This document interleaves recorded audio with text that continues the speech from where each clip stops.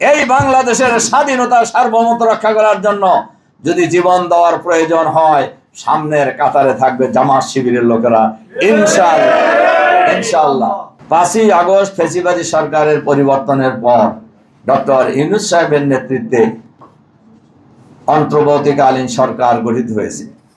ওনারা এখন নির্বাচিত সরকার নয়, ওনাদেরকে সরকারে বসানো হয়েছে। ওনারাও সরকারে যায়, কেউ কেউ রাজা রাজা ভাব হইছে, কোন কোন উপদেষ্টা দলবাজি করতেছে এবং কোন কোন উপদেষ্টা কোন কোন দলের পকেটে যা কাজ করার চেষ্টা করতেছে। আমরা তাদেরকে বিনয়ের সাথে বলবো, দল করার ইচ্ছা থাকলে ওটা ছেড়ে দেন, আমাদের রাজপথে এসে যান, তাহলে আপনার জনপ্রিয়তা কেমন দেখা যাবে। আপনি তো ওখানে ভোট করেও যান নাই, আর আপনার নিজের বাপ দাদার জমিদারির বলেও যান নাই। আপনি তো উপদেষ্টা হয়েছেন হলো জনগণ আপনাদেরকে পাঠিয়েছে। এ সরকার হলো জনগণের অভিপ্রায়ের সরকার। কাজেই আমরা আশা করব এই সরকার নিরপেক্ষ থাকবেন ইনশাআল্লাহ। কোন সরকারই দেশের মানুষের জন্য সত্যিকার অর্থে স্বাধীনতার স্বপ্নসাৎ ঘরে ঘরে পৌঁছানোর যে কর্মসূচি, সেই কর্মসূচি নেওয়া হয় নাই। এ কারণে মানুষের ভাগ্যেরও পরিবর্তন হয় নাই।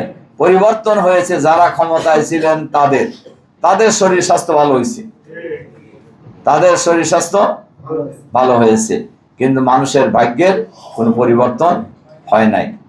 মানুষের ভাগ্যের পরিবর্তন যদি করতে হয়, তাহলে মানব রচিত মতবাদের মাধ্যমে মানুষের ভাগ্যের পরিবর্তন হবে না।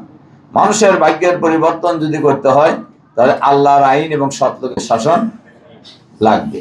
মানুষের ভাগ্যের পরিবর্তন যদি করতে হয়, তাহলে চাঁদাবাজি বন্ধ করতে হবে, দুর্নীতি বন্ধ করতে হবে, দখলবাজি বন্ধ করতে হবে, খুনাখুনি বন্ধ করতে হবে।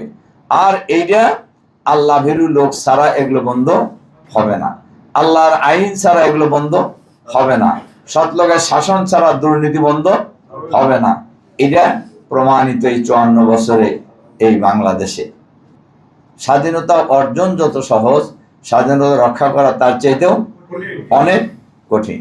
আপনারা লক্ষ্য করেছেন এই গত 3 সরকার, বিশেষ করে গত ফ্যাসিবাদী সরকারে যারা ছিলেন, এই সরকারের বিরুদ্ধে আমি গতকালকেও প্রেস ক্লাবে কথাটা বলছি। সরকারের বিরুদ্ধে আমরা রাজনৈতিক দল সবাই একসাথে মিলেই আন্দোলন করেছি, কিন্তু ফ্যাসিবাদের পরিবর্তন হয় নাই। কিন্তু এই ফ্যাসিবাদের পরিবর্তনের আন্দোলনের নেতৃত্ব দিয়েছে ছাত্ররা। বিশেষ করে ঢাকা বিশ্ববিদ্যালয় থেকে এই আন্দোলন শুরু হয়েছিল। এক পর্যায়ে গোটা বাংলাদেশের মানুষই এই আন্দোলনে ঐক্যবদ্ধভাবে প্রতিরোধ গড়ে তোলার কারণেই ভারতের সেবাদাস ফ্যাসিবাদী সরকারের প্রধানমন্ত্রী পদত্যাগ করে পালিয়ে যেতে বাধ্য হয়েছেন। এবং শুধু প্রধানমন্ত্রী পালিয়ে গিয়েছেন বিষয়টা কিন্তু এরকম নয়। পালিয়ে গেছেন মন্ত্রী পরিষদ, পালিয়ে গেছেন এমপিরা, পালিয়ে গেছেন প্রায় চেয়ারম্যানরা, পালিয়ে গেছেন তার দলের নেতা নেত্রীরা, পালিয়ে গেছেন সুপ্রিম কোর্টের বিচারপতিরা, পালিয়ে গেছেন বাইতুল মোকাররমের খতিবরা। এটা বাংলাদেশ শুধু না, পৃথিবীর ইতিহাসে কোথাও এরকম পালানোর ঘটনা।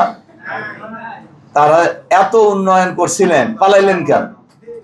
এত উন্নয়ন করার পরও পালাইলেন কেন? পালালেন এ কারণে তারা নিজেরা জানতেন যে তারা কিরকম অপরাধ তারা করছেন, এজন্য সবাই পালাইছেন। আর আমাদের নেতা মীর কাসেম আলী তার ব্যবসায়ী কাজে গিয়েছিলেন আমেরিকা, মামলা হওয়ার পর উনি ফেরত আসছেন বাংলাদেশে, ফাঁসির মঞ্চে গিয়েছেন হাসতে হাসতে কোরআনের আয়াত তেলাওয়াত করতে করতে। দেশপ্রেমিক তারা না, এরা দেশপ্রেমিক কারা?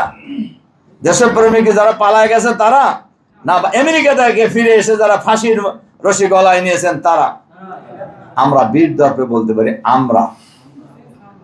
আমরা দেশপ্রেমিক। এই বাংলাদেশের স্বাধীনতা সার্বভৌমত্ব রক্ষা করার জন্য যদি জীবন দেওয়ার প্রয়োজন হয়, সামনের কাতারে থাকবে জামাত শিবিরের লোকেরা, ইনশাআল্লাহ।